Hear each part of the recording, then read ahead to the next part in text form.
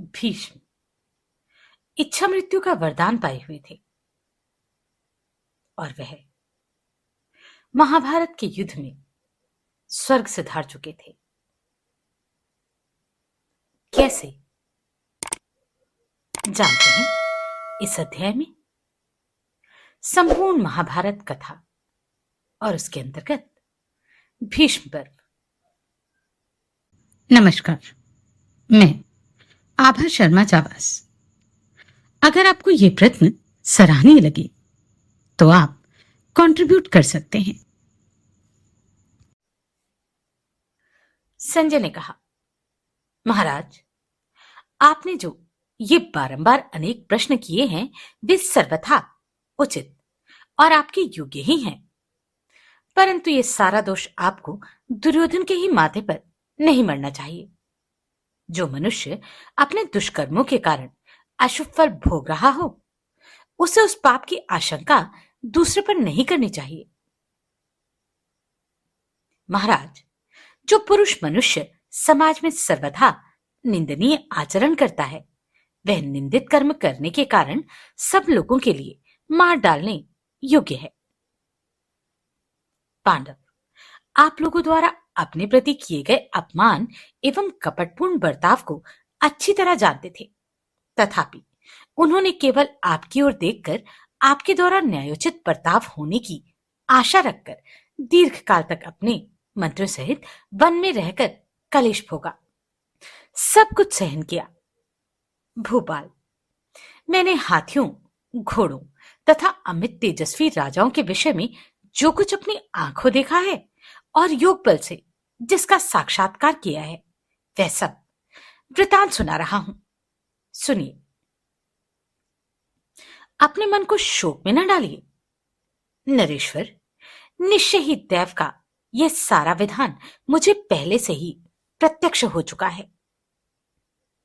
राजन, जिनके कृपा प्रसाद से मुझे परम उत्तम दिव्य ज्ञान प्राप्त हुआ है, इंद्रियातीत विषय को भी प्रत्यक्ष देखने वाली दृष्टि मिली है, दूर से भी सब कुछ सुनने की शक्ति, दूसरे के मन की बातों को समझ लेने का सामर्थ्य, भूत और भविष्य का ज्ञान, शास्त्र के विपरीत चलने वाले मनुष्य की उत्पत्ति का ज्ञान, आकाश में चलने फिरने की उत्तम शक्ति तथा युद्ध के समय अस्त्रों से अपने शरीर के अछूते रहने का अद्भुत चमत्कार आदि बातें जिन महात्मा के वरदान से मेरे लिए संभव हुई हैं, उन्हीं आपके पिता पराशर नंदन बुद्धिमान व्यास जी को नमस्कार करके भरत वंशियों के इस अद्भुत, विचित्र एवं रोमांचकारी युद्ध का वर्णन आरंभ करता हूं।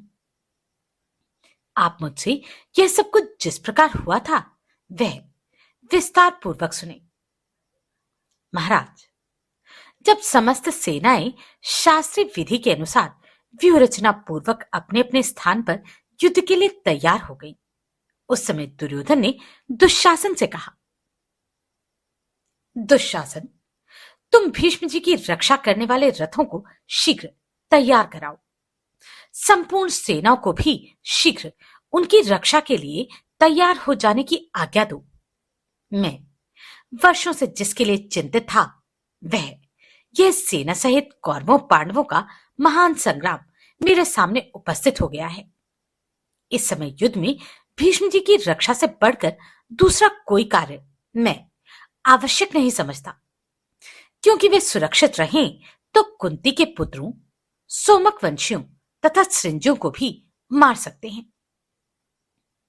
विशुद्ध हृदय वाले पितामह भीष्म मुझसे कह चुके हैं कि मैं शिखंडी को युद्ध में नहीं मारूंगा, क्योंकि सुनने में आया है कि वह पहले स्त्री था, अतः रणभूमि में मेरे लिए वह सर्वथा त्याज्य है।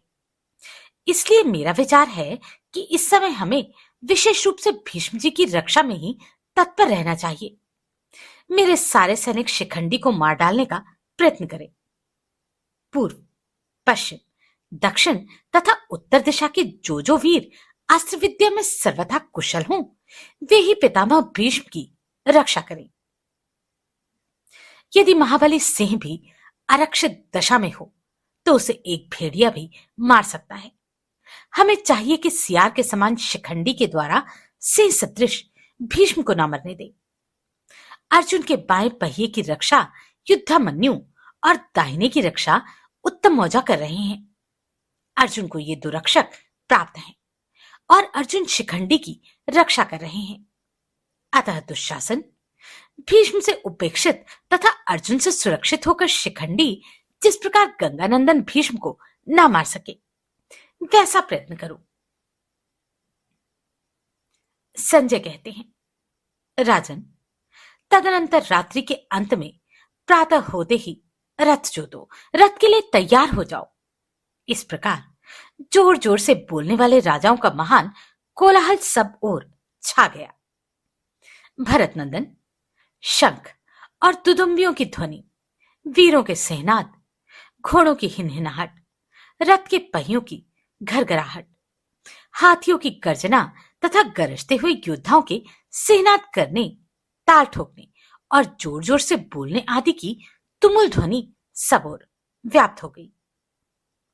महाराज, सूर्योदय होते होते कौरवों और पांडवों की वह सारी विशाल सेना संपूर्ण रूप से युद्ध के लिए तैयार हो उठी। राजेंद्र, आपके पुत्रों तथा पांडवों के दुर्धम में अस्त्र शस्त्र तथा कवच चमक उठे। भारत, तब सूर्योदय के प्रकाश में आपकी और शत्रुओं की सारी सेनाएं शस्त्रों से सुसज्जित और अत्यंत विशाल दिखाई देने लगी।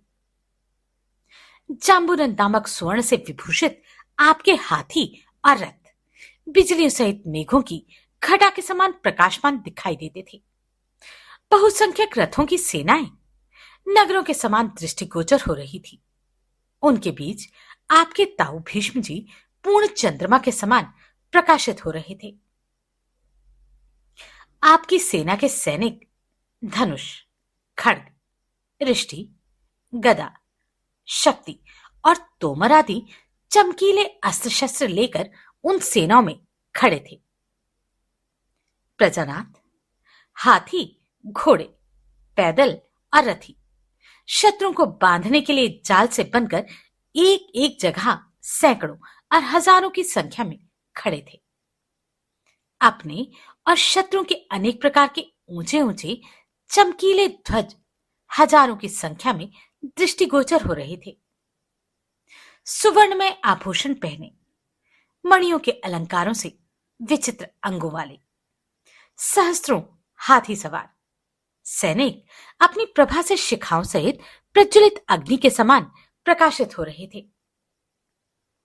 जैसे इंद्र भवन में देवराज इंद्र के चमकीले ध्वज फहराते रहते हैं, उसी प्रकार कौरव पांडव सेना के ध्वज भी फहरा रहे थे।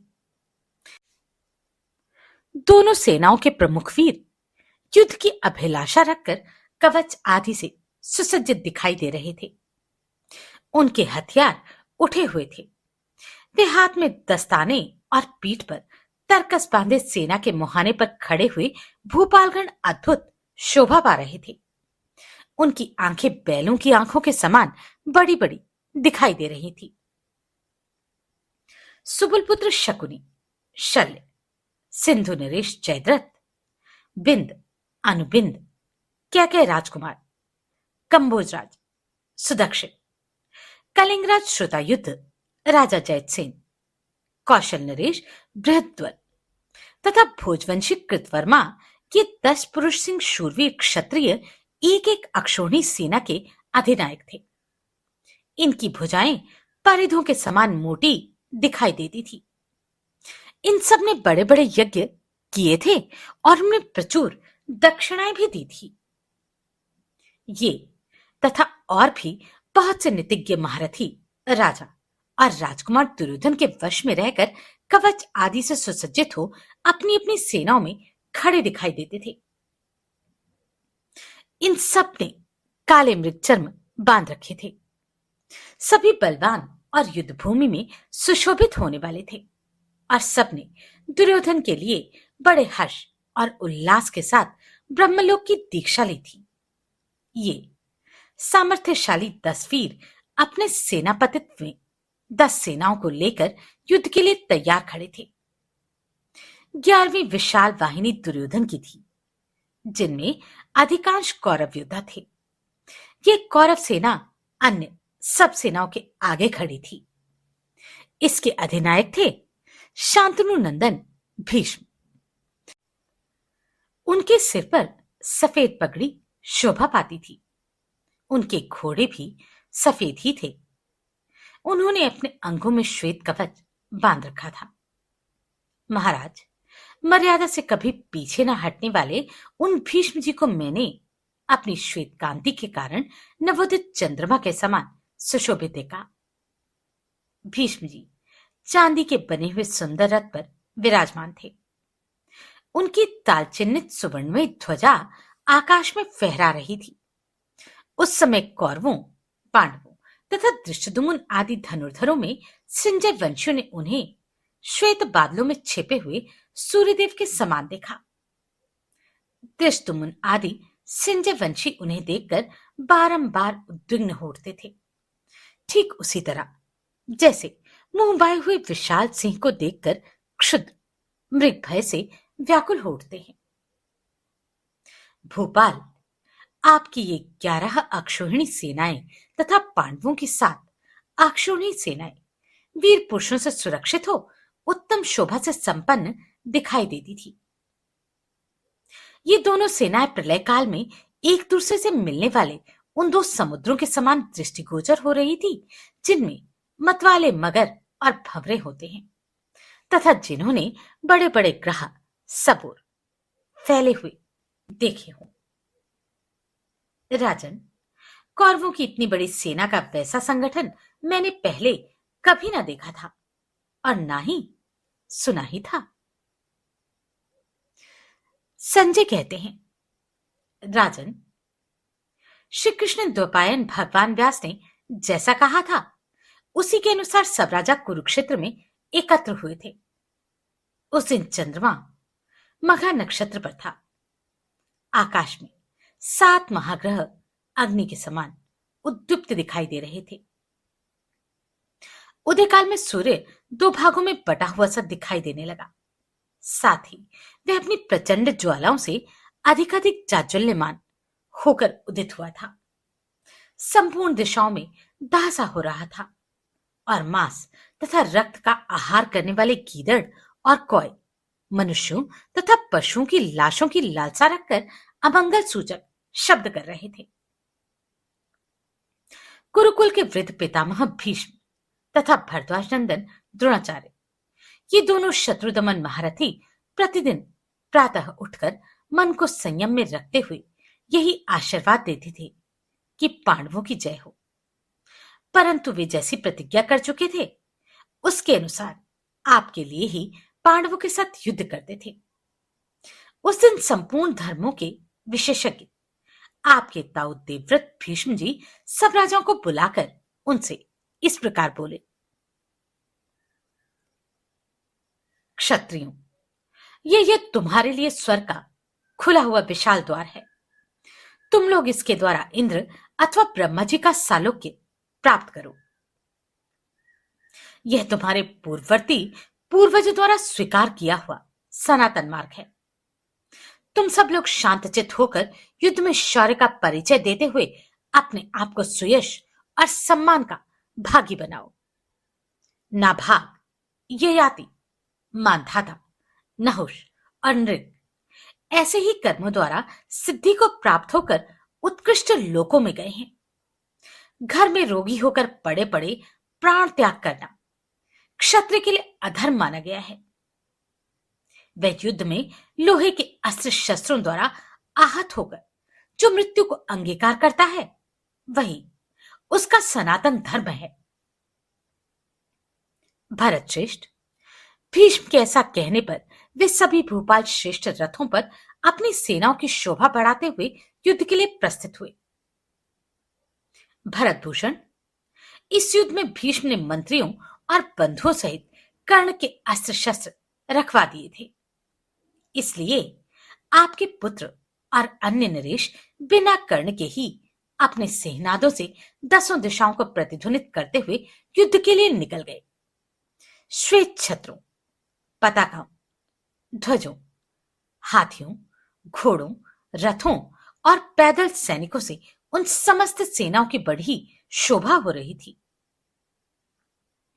भेरी, पण, दुदुम्बी आदि वाद्यों की ध्वनियां तथा रथ आदि के पहियों के घर घर शब्दों से वहां की सारी भूमि व्याप्त हो रही थी। सोने के अंगद और केयूर नामक बाहुभूषण तथा धनुष धारण किए हुए महारथी वीर अग्नियुक्त पर्वतों के समान सुशोभित हो रहे थे।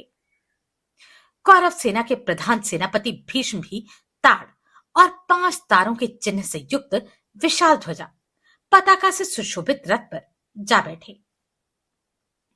उस समय वे निर्मल तेजो में सूर्यदेव के समान प्रकाशित हो रहे थे।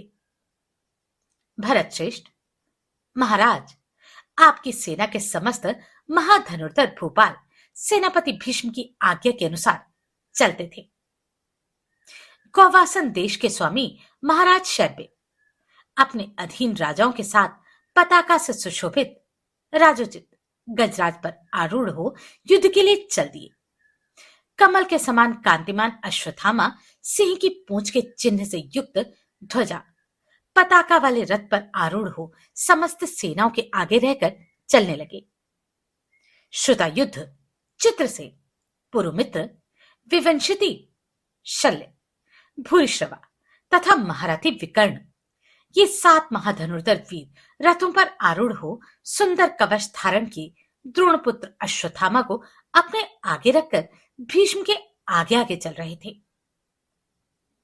इन सब के जंबुनद सुवर्ण के बने हुए अत्यंत ऊंचे ध्वज इनके श्रेष्ठ रथों की शोभा बढ़ाते हुए अत्यंत प्रकाशित हो रहे थे। आचार्य प्रवर द्रोण की पताका पर कमंडलु विभूषित सुवर्णमय बेदी और धनुष के चिन्ह बने हुए थे। कई लाख सैनिकों की सेना के अपने साथ लेकर चलने वाले दुर्योधन का मणिमय महान ध्वज नाग चिन्ह से विभूषित था।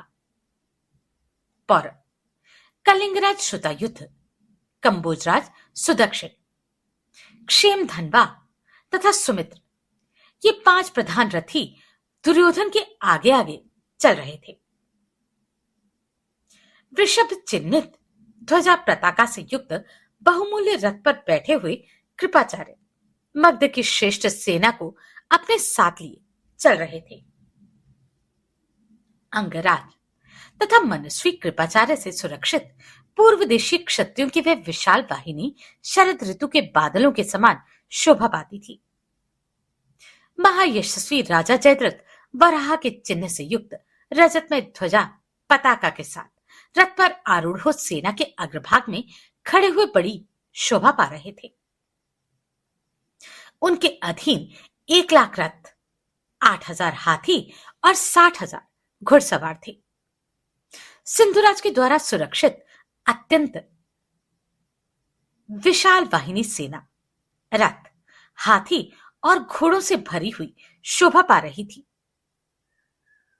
कलिंग देश का राजा श्रुतायुद्ध अपने मित्र केतुमान के साथ 60,000 रथ और 10,000 हाथियों को साथ लिए युद्ध के लिए चल पड़ा।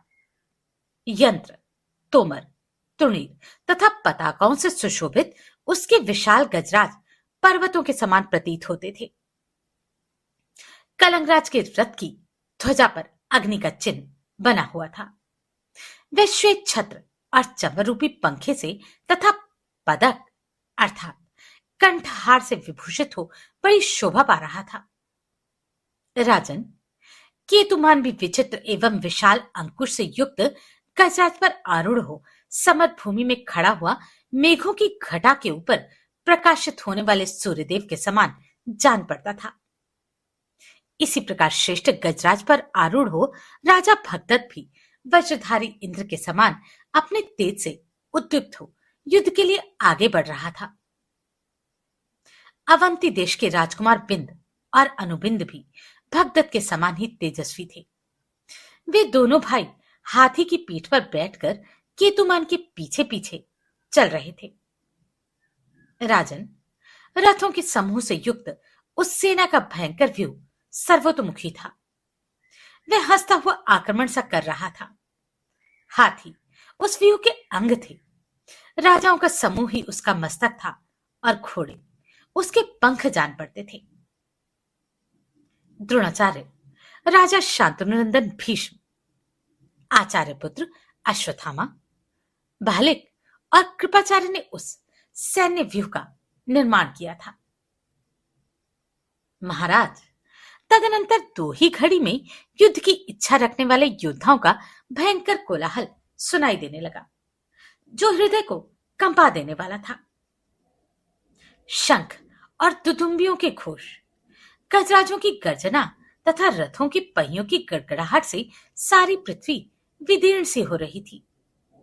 घोड़ों की हींसने और योद्धाओं के गर्जने के शब्दों से एक ही क्षण में वहां की पृथ्वी और आकाश का सारा प्रदेश गूंज उठा।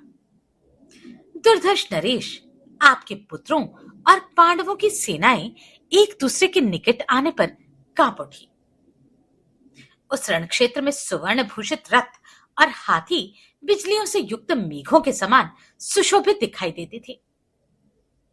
नरेश्वर, आपकी सेना के नाना प्रकार के ध्वज और सोने के अंगद अर्थात बाजूबंद पहने हुए सैनिक प्रज्वलित अग्नि के समान प्रकाशित हो रहे थे। भारत अपनी और शत्रु की सेना के चमकीले ध्वज इंद्र भवन में फहराने वाले देवेंद्र के ध्वजों के समान दिखाई देते थे। अग्नि और सूर्य के समान कांतिमान कांचनमय कवच धारण किए वीर सैनिक अग्नि और सूर्य के ही तुल्य प्रकाशित दिख रहे थे। राजन, कौरव पक्ष के श्रेष्ठ योद्धा विचित्र आयुध और धनुष धारण किए बड़ी शोभा पाते थे। उनके विचित्र आयुध ऊपर की ओर उठे हुए थे। उन्होंने हाथों में दस्ताने पहन रखे थे और उनकी पताकाएं आकाश में फहरा रही थी। सेना के मुहाने पर खड़े हुए वृषभ के समान विशाल नेत्रों वाले वे महाधनुर्धर वीर बड़ी शोभा पाते थे। नरेश्वर, भीष्म जी के पृष्ठभाग की रक्षा आपके पुत्र दुशासन, दुर्विशह, दुर्मुख, दुस्सह, विविंशति, चित्रसेन, महारथी विकर्ण, सत्यव्रत, पुरुमित्र, जय, भूरिश्रवा, शल तथा इनके अनुयायी 20,000 रथी कर रहे थे। अभिशाह, शूरसेन, शिबी, वसाती, शालव, मत्स्य, अंबष्ट, त्रिगर्त, कैकय, सौवीर, कैतव तथा पूर्व, पश्चिम एवं उत्तर प्रदेश के निवासी इन 12 जनपदों के समस्त शूरवीर अपना शरीर निछावर करने को उद्यत होकर विशाल रथ समुदाय के द्वारा पितामह भीष्म की रक्षा कर रहे थे। 10,000 वेगवान हाथियों की सेना साथ लेकर मगधराज उपर्युक्त रथ सेना के पीछे पीछे चल रहे थे। उस विशाल वाहिनी में रथों के पहियों और हाथियों के पैरों की रक्षा करने वाले सैनिक 60 लाख थे। कुछ पैदल सैनिक जिनकी संख्या कई लाख थी, हाथ में धनुष, ढाल और तलवार लिए आगे आगे चल रहे थे। वे नखर और प्रसाद द्वारा भी युद्ध करने में कुशल थे, अर्थात बदनखे और प्रसाद द्वारा। भारत, महाराज, आपके पुत्र की ये 11 अक्षौहिणी सेनाएं यमुना में मिली हुई गंगा के समान दिखाई देती थी। धृतराष्ट्र बोले, संजय, मेरी 11 अक्षौहिणियों को व्यूहकार में खड़ी हुई देख पांडुनंदन युधिष्ठिर ने उसका सामना करने के लिए अपनी थोड़ी सी सेना के द्वारा किस प्रकार व्यूह रचना की। जो मनुष्य, देवता, गंधर्व और असुर सभी की व्यूह निर्माण विधि को जानते हैं, उन भीष्म जी के सामने कुंती कुमार ने किस प्रकार अपनी सेना का व्यूह तैयार कराया।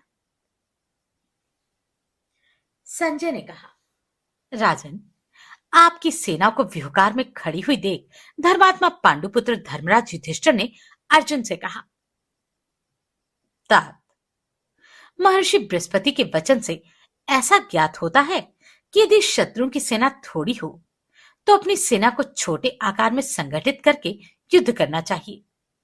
यदि अपने से अधिक सैनिकों के साथ युद्ध करना हो तो अपनी सेना को इच्छानुसार फैलाकर खड़ी करें। थोड़े से सैनिकों के बहुतों के समान युद्ध करने के लिए सूचीमुख नामक व्यूह उपयोगी हो सकता है, और हमारी सेना शत्रुओं से बहुत कम ही है।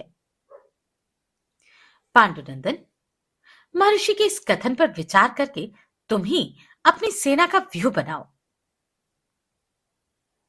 धर्मराज की यह बात सुनकर पांडुपुत्र अर्जुन ने उन्हें इस प्रकार उत्तर दिया। नृपश्रेष्ठ, यह लीजिए, मैं आपके लिए अविचल एवं दुर्जय वज्र व्यूह की रचना करता हूं, जिसका आविष्कार वज्रधारी इंद्र ने किया है, जो समर भूमि में प्रचंड वायु की भांति उठकर शत्रुओं के लिए दुस्सह उठते हैं। वे योद्धाओं में श्रेष्ठ आर्य भीमसेन हमारे आगे रहकर युद्ध करेंगे। पुरुष श्रेष्ठ भीमसेन युद्ध के विविध उपायों के ज्ञान में निपुण हैं। वे हमारी सेना के अगुआ होकर शत्रु सेना के तेज को नष्ट करते हुए युद्ध करेंगे। जैसे सिंह को देखते ही क्षुद्र मृग भयभीत होकर भाग उठते हैं, उसी प्रकार इन्हें देखकर दुर्योधन आदि समस्त कौरव त्रस्त होकर पीछे लौट जाएंगे। जैसे देवता देवराज का आश्रय लेकर निर्भय हो जाते हैं, उसी प्रकार हम लोग योद्धाओं में श्रेष्ठ भीमसेन का आश्रय लेंगे। ये हमारे लिए परकोटे का काम करेंगे। फिर हमें कहीं से कोई भय नहीं होगा। संसार में ऐसा कोई भी पुरुष नहीं है जो भयंकर पराक्रम प्रकट करने वाले क्रोध में भरे हुए नरश्रेष्ठ वृकोदर की ओर देखने का साहस कर सके। जब भीमसेन लोहे से बनी हुई अपनी सुदृढ़ गदा हाथ में ले महान वेग से विचरते हैं, उस समय वे समुद्र को भी सोख सकते हैं। कैकेयी राजकुमार धृष्टकेतु और चेकितान भी ऐसे ही पराक्रमी हैं। नरश्रेष्ठ, ये धृतराष्ट्र के पुत्र अपने मंत्रियों सहित आपकी ओर देख रहे हैं। राजन, युधिष्ठिर से ऐसा कहकर अर्जुन भीमसेन से बोले, अब आप इन शत्रुओं को अपना महान बल दिखाइए। भारत, अर्जुन के ऐसा कहने पर उस युद्ध स्थल में समस्त सैनिकों ने अनुकूल वचन द्वारा उस समय उनका पूजन समादर किया। महाबाहु अर्जुन ने ऐसा कहकर उसी तरह किया। अपनी सब सेना का शीघ्र ही व्यूह बनाया और रण के लिए प्रस्थान किया। कौरवों को अपनी ओर आते देख पांडवों की वे विशाल सेना पहले तो भरी हुई गंगा के समान स्थिर दिखाई दी, फिर धीरे धीरे कुछ चेष्टा दृष्टिगोचर होने लगी। पांडव सेना में भीमसेन सबके आगे चलने वाले थे। उनके साथ पराक्रमी धृष्टद्युम्न, नकुल, सहदेव तथा चेदीराज धृष्टकेतु भी थे। तत्पश्चात राजा विराट अपने भाइयों और पुत्रों के साथ एक अक्षौहिणी सेना लेकर भीमसेन के पृष्ठभाग की रक्षा कर रहे थे। भीम के पहियों की रक्षा परम तेजस्वी माद्री कुमार नकुल सहदेव कर रहे थे। द्रौपदी के पांचों पुत्र तथा अभिमन्यु, ये वेगशाली वीर, उनके पृष्ठभाग की रक्षा करते थे। पांचाल राजकुमार महारथी धृष्टद्युम्न अपनी सेना के चुने हुए शूरवीर एवं प्रधान रथी प्रबंधकों के साथ उन सब की रक्षा करते थे। भरत श्रेष्ठ, इन सब के पीछे अर्जुन द्वारा सुरक्षित शिखंडी भीष्म का विनाश करने के लिए उद्यत हो आगे बढ़ रहा था। अर्जुन के पीछे महाबली सात्यकी थे। पांचाल वीर युद्धामन्यु और उत्तमौजा अर्जुन के रथ के पहियों की रक्षा करते थे। चलते फिरते पर्वतों के समान विशाल और मतवाले गजराजों की सेना के साथ कुंतीपुत्र राजा युधिष्ठिर बीच की सेना में उपस्थित थे। महामना पराक्रमी पांचाल राज द्रुपद पांडवों के लिए एक अक्षौहिणी सेना के सहित राजा विराट के पीछे पीछे चल रहे थे। राजन, उनके रथों पर भांति भांति के बेल बूटों से विभूषित सुवर्ण मंडित विशाल ध्वज सूर्य और चंद्रमा के समान प्रकाशित होते थे। तदनंतर महारथी धृष्टद्युम्न अन्य लोगों को हटाकर स्वयं भाइयों और पुत्रों के साथ उपस्थित हो राजा युधिष्ठिर की रक्षा करने लगे। राजन, आपके तथा शत्रु के रथों पर जो बहुसंख्यक विशाल ध्वज फहरा रहे थे, उन सबको तिरस्कृत करके केवल अर्जुन के रथ पर एकमात्र महान कपि से उपलक्षित दिव्य ध्वज शोभा पाता था। भीमसेन की सेना के लिए उनके आगे आगे हाथों में खड़ग शक्ति तथा रिष्टि लिए कई लाख पैदल सैनिक चल रहे थे। राजा युधिष्ठिर के पीछे वर्षाकाल के मेघों की भांति तथा पर्वतों के समान ऊंचे ऊंचे 10,000 गजराज जाते थे। उनके गंडस्थल से फूटकर मद की धारा बहती थी। वे सोने के जालीदार झूलों से उद्दीप्त थे। उनके शौर्य भरे हुए थे। वे मेघों के समान मद की बूंदें बरसाते थे और उनसे कमल के समान सुगंध निकलती थी, और वे सभी बहुमूल्य थे। दुर्जय वीर महामनस्वी भीमसेन हाथ में परिध के समान मोटी एवं भयंकर गदा लिए अपने साथ विशाल सेना को खींच लिए जा रहे थे। उस समय सूर्य की भांति उनकी ओर देखना कठिन होता था। वे आपकी सेना को संतप्त सी कर रहे थे। निकट आने पर समस्त योद्धा उनकी ओर आंख उठाकर देखने में भी समर्थ न हो सके। यह व्रज नामक व्यूह सर्वथा भयरहित तथा सब ओर मुख वाला था। उसके ध्वज के निकट स्वर्ण भूषित धनुष विद्युत के समान प्रकाशित होता था। गांडीवधारी अर्जुन के द्वारा ही यह भयंकर व्यूह सुरक्षित था। पांडव जिस व्यूह की रचना करके आपकी सेना का सामना करने के लिए खड़े थे, वे उनके द्वारा सुरक्षित होने के कारण मनुष्य लोक में अजय था। सूर्योदय के समय जब सभी सैनिक संध्योपासन कर रहे थे, बिना बादल के ही पानी की बूंदों के साथ हवा चलने लगी। उनके साथ मेघ की सी गर्जना भी थी। वहां सब और नीचे बालू और कंकड़ बरसाती हुई तीव्र वायु बह रही थी। उस समय इतनी धूल उड़ी कि जगत में घोर अंधकार छा गया। भरत श्रेष्ठ पूर्व दिशा की ओर मुंह करके बड़ी भारी उल्का गिरने लगी और उदय होते हुए सूर्य से टकराकर बड़े जोर की आवाज के साथ बिखर गई। भरत भूषण, जब उभय पक्ष की सेनाएं युद्ध के लिए पूर्णतः तैयार हो गई, उस समय सूर्य की प्रभा फीकी पड़ गई और भारी आवाज के साथ धरती कांपने लगी। भरत श्रेष्ठ, उस समय ऐसा जान पड़ता था मानो पृथ्वी विकटनाद करती हुई फटी जाती है। राजन, संपूर्ण दिशाओं के अनेक बार वज्रपात के समान भयानक शब्द प्रकट करने का समय था। तीव्र वेग से धूल की वर्षा होने लगी। कुछ भी सूझ नहीं पड़ता था। सहसा वायु की वेग से ध्वज हिलने लगे। पताका सहित ये ध्वज सूर्य के समान तेजस्वी जान पड़ते थे। उन्हें सोने के हार और सुंदर वस्त्रों से सजाया गया था। उनमें छोटी छोटी घंटियों के साथ झालरें बंधी थी, जिनके मधुर शब्द सब ओर फैल रहे थे। इस प्रकार उन महान ध्वजों के शब्द से ताड़ के जंगलों की भांति उस रणभूमि में सब ओर झनझनाती सी आवाज हो रही थी। इस प्रकार युद्ध से आनंदित होने वाले पुरुष सिंह पांडव आपके पुत्र की वाहिनी के सामने व्यूह बनाकर खड़े थे और हमारे योद्धाओं की रक्त और मज्जा भी सुखाई देते थे। गदाधारी भीमसेन को आगे रखकर खड़ा हमारी सारी सेना भयभीत सी दिखाई पड़ती थी।